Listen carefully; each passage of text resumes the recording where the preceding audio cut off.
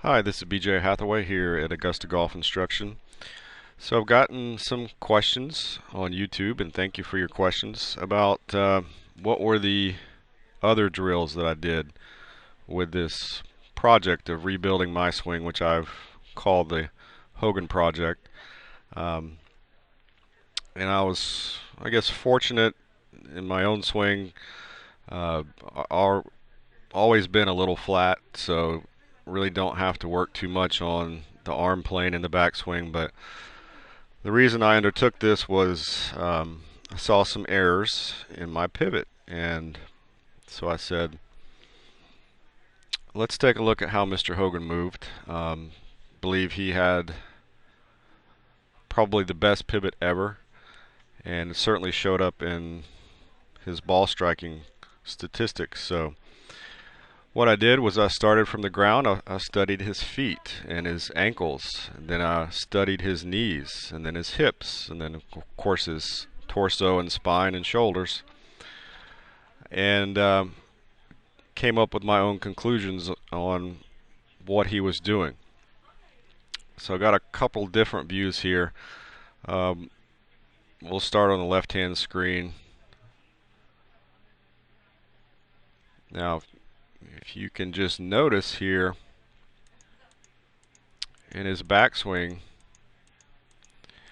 very old school type of footwork. It's rarely discussed anymore, but the players of that era and before talked a lot about how the ankles work in the pivot. And people think he lifted his left heel. He really didn't lift his heel. If you'll notice, and it's a very small movement, but the inside edge of his shoe, as he rotated his knee in the backswing, his left knee across, it angled his shoe. So the outside left edge of his shoe came off the ground. Very small amount on this swing. Then he'd replant it. There we go, back to solid. And then he'd have a slight movement of the interior right edge of the shoe would slightly elevate as he was turning through. Can probably see it a little bit better here on the right. This is a driver swing. So now you can see how that shoe has angled itself.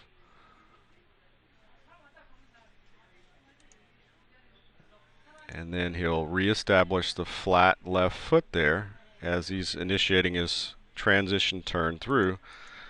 And then that shoe will just slightly angle back the other way as he turns through. You can see that.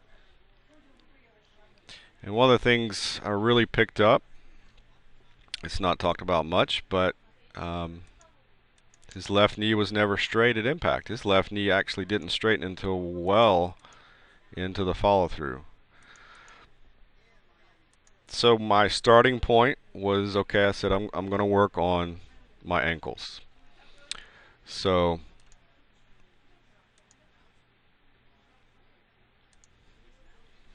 I started just arms crossed and working on copying what I saw him do with his ankles, which was, you see, no club, no ball, just training my ankles and feet what they should feel to make sure that I was doing it correctly.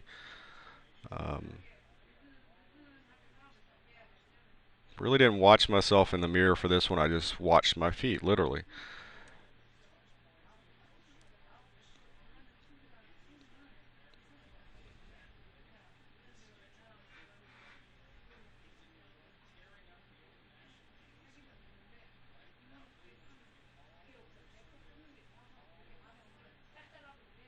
So I would do that in sets of 50 at a time and try to work myself up to 250, 500 a day until I felt like, okay, this is something I'm not going to have to spend the rest of my life on, but I want to make sure I'm doing it right, because that's the fundamental base of our golf swing is our feet.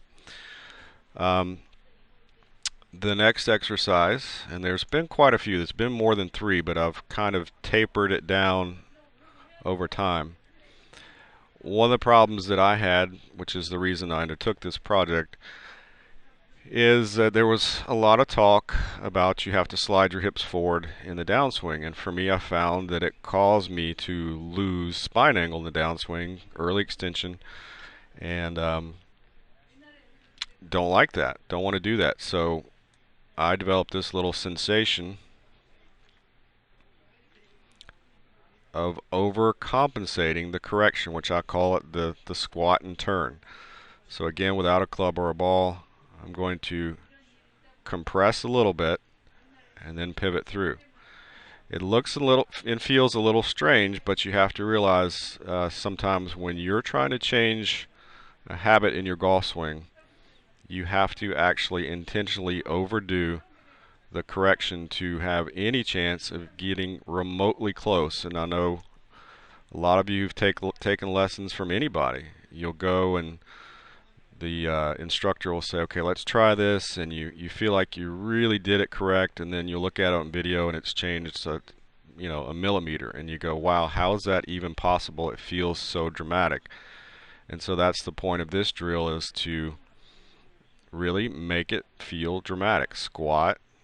So I'm reestablishing a great deal of what felt like a great deal of knee flex, but it doesn't look like a lot. And then rotating through, again without a club.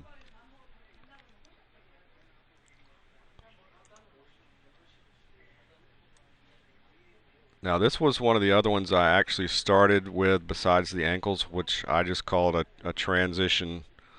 Hold the shoulders and turn the hips.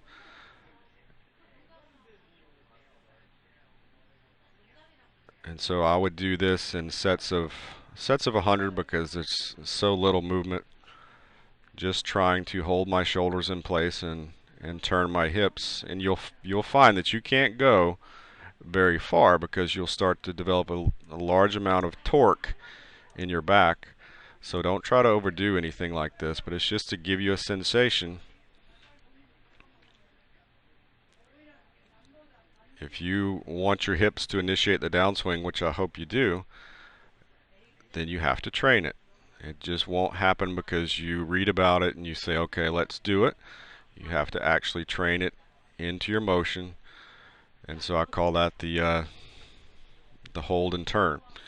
So those are a couple of extra drills that I've done, which have led up to the most recent post which I've done, which is the right elbow pivot drill and things like that we've already posted. So hopefully this answers some questions, and thank you for your feedback and for watching, and keep working on your swing.